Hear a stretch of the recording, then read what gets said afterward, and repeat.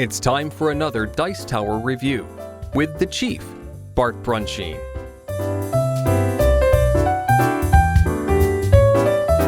It's the Chief of the Dice Tower, and today we're going to be taking a look at Kairo, a brand new game from Queen Games. Let's go in and take a closer look.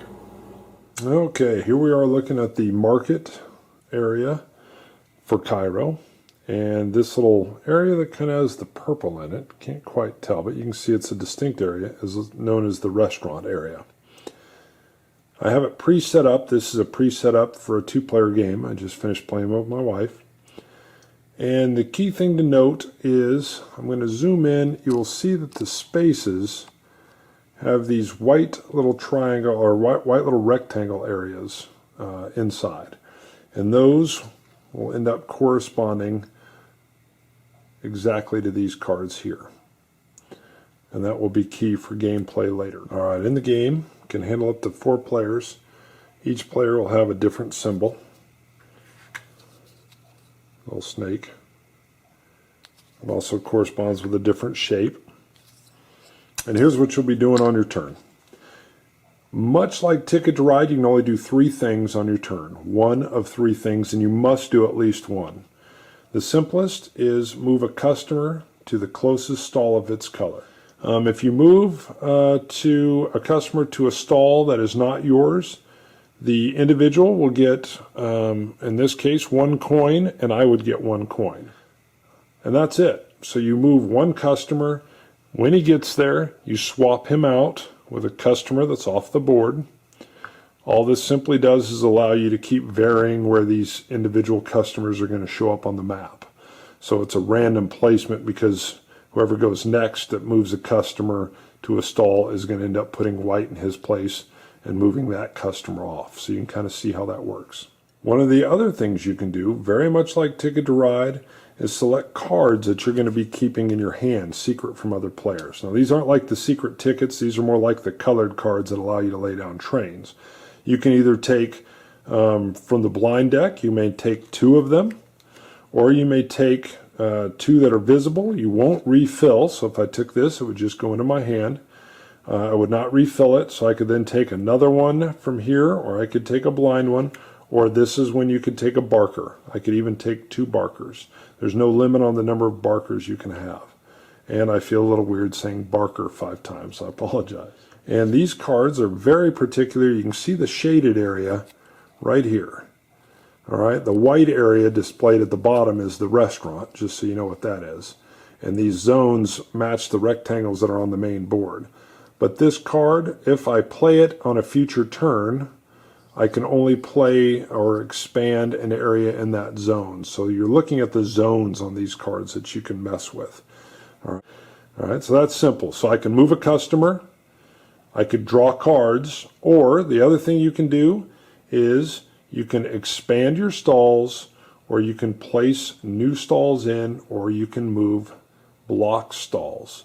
This one's going to take a little bit more time to explain, so here we go. Let's say I wanted to set one of my stalls in. The key things to look at on a stall is this is going to be the entrance. And when you go to play a stall, let's just take one of these.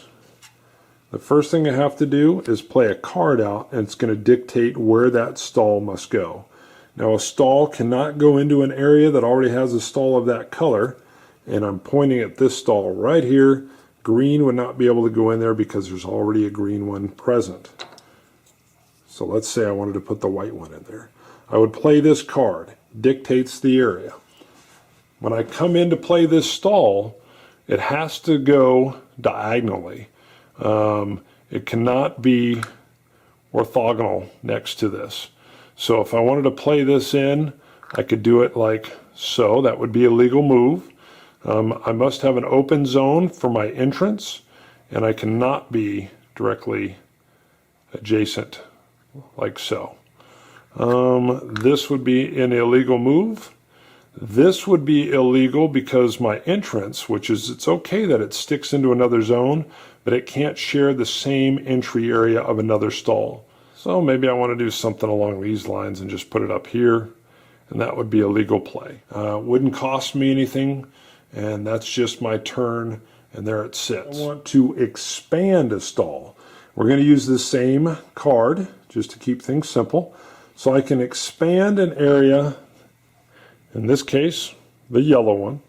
I can expand that. I'm going to have to pay some money. First thing you got to do, you got to have a card that's going to let you work in that area. I do. Next thing you know, I'm going to take one of these. These are from just a group area that sits over on the side over here. And I'm going to expand it. Now the rules for expanding are I must go directly adjacent to the stall that I'm building. And I can extend into a different zone. So this would be a legal play. All right, because I'm working off of this stall. I can expand into other zones. I might want to come around the back side of it, or I could even come in next to it here. I can't come in and block an entrance. I can't block my own entrance, and I can't go diagonal to my stall. Now there's some rules to doing that. First, I'm going to have to pay coin that is going to match the number of cardboard that I've laid down. So I had the original stall, and now I've got the expansion. So that would cost me 2 yellow. Now at the beginning of the game, you're going to start with 1 coin from each one of these different colors. So I'm not going to be able to use 2 coins right off the bat, at least it's my first turn, unless I do a little conversion, which is what they allow. You must have at least 1 coin of the stall's color you're going to build, but then I can do a 2-for-1 trade-off. So I could do 1 yellow and 2 reds, or a combination, or a red and a white, whatever would get me there. But you must at least have 1 color of the stall that you're going to be building. Now this is the main way you're going to get victory points. First of all, you're going to get victory points for the amount of cardboard that you've just expanded to. So in this case 2. So I would take my little marker. Now I didn't get, there's supposed to be little stickers that go on here. So this is a Sharpie drawn like a triangle. My apologies. I'm going to get 2 points for the fact that I've expanded a stall. Then you get medals. I'm going to zoom in on these real quick just so I can show you a little bit of what I'm talking about. This whole row right up in here are your medals. And these medals vary in their points. When you expand and have the biggest stall, you're going to get both the silver and the gold. All right, silver and the gold medal. Now, if someone comes along later and builds a stall of the same size, they'll get to take the silver one from me and keep it. Now, if the same guy later expands and becomes the biggest stall, he'll get both of these. Now, when you get these, you can see there's a face value on these two. These are both worth 4 points each, or 8 points total. So I would go up, and I would end up with 10 points for that move, and I would keep these medals in front of me. Now, they don't continue scoring. They only score when you expand, and they score for you at the very end of the game if you still have them as yours. The different colors are, of stalls are worth different values on the medals. The red is worth 8, green is worth 9, white is worth 4, blue is worth 5, yellow is worth 6, and purple is worth 7. Now, hello, why you don't just go 9, 8, 7, 6, 5, 4? I don't know. Would it made it easier for me? But there you have it. So that's the main deal. That is really what you're trying to do. You're going to want to gather these. You're going to want to keep them. You're going to want to be aggressive. If you're not doing that, you might want to work for the smaller ones and let the guys fight over the big points, and you end up winning it with the small ones. You've got a real nice player screen. This is where the other player hides their money. You can see it's got their symbol at the top, and it looks like a nice little booth, and it even wraps around to the side. Now they went far enough even, and if you look at the inside, looks like a stall that's been all shuttered up and closed. So I found this to be really nice. It works very functionally as a hide area, a little blind area to hide your money, and it looks good. So it works in real nice with the theme.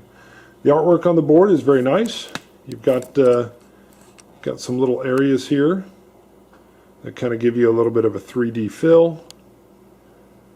The purple little umbrellas and stuff just remind you that that's a restaurant area, and only the purple Tiles can be played in that zone. You got little palm trees showing up on there. So I really like the board overall. Very functional, very nice. The cards, although a little bit drab, actually are good because they do a great job of showing you how to orient the cards so you don't get confused. And a nice highlighted gold region on where you're going to be playing into. All right, winning conditions. For the final phase, you know when you're in the final phase of the game, when one of these expansions is completely exhausted, or you have only one expansion remaining in the supply for 2 different colors. That signals you're in the final phase, and that starts immediately. From that point forward, the only action players can take is to build a stall. And if a player either doesn't want to or can't, then they just get skipped at that point in time. The game ends after the final build stall action, so it's conceivable that somebody could get multiple build stall actions at the end. At the end of the game, you look at the different medals that you have in front of you, and you add them up, and you score those victory points again. You then take your money, and you break your money down into sets of 3. So 3 money or 3 coin gets you 1 victory point. And that's it.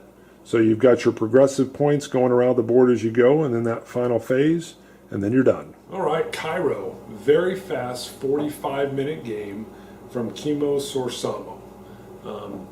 Very attractive board. The box itself is phenomenal. I had it at church, and I was just walking around to go meet Judd so we could try it out. And I had kids and adults that were just kind of trying to figure out what it was. It's just so attractive, and it has to me, it's a very unique theme of actually running the individual stalls in Kairo. So I really enjoyed that aspect of it. And I took a tip from Judd Vance. He said, you know, it's not Ticket to Ride, but it can be explained in a very similar way to Ticket to Ride. There's only 3 things you can do on your turn. Draw 2 cards, move a customer and make money, or move or expand a stall. And that's it. So that's how I always break out how it kind of works. The stall actions are a little bit more convoluted, and it takes a little bit more time to figure those out. And that is the main part where the victory points are scored. But other than that, that's how I explain it. It works very well. It's very fast to play, and it's got a nice little theme, and the artwork is gorgeous. Thanks so much for watching the Dice Tower videos. Find more great videos and reviews, as well as our top-rated audio podcast at Dicetower.com. You can also find the latest board game news at Dicetowernews.com. I'm Eric Summerer, and you've been watching The Dice Tower. The Dice Tower is sponsored by Fun Again Games, the world's best game source. Fun Again Games has over 5,000 games available. Check them out at funagain.com.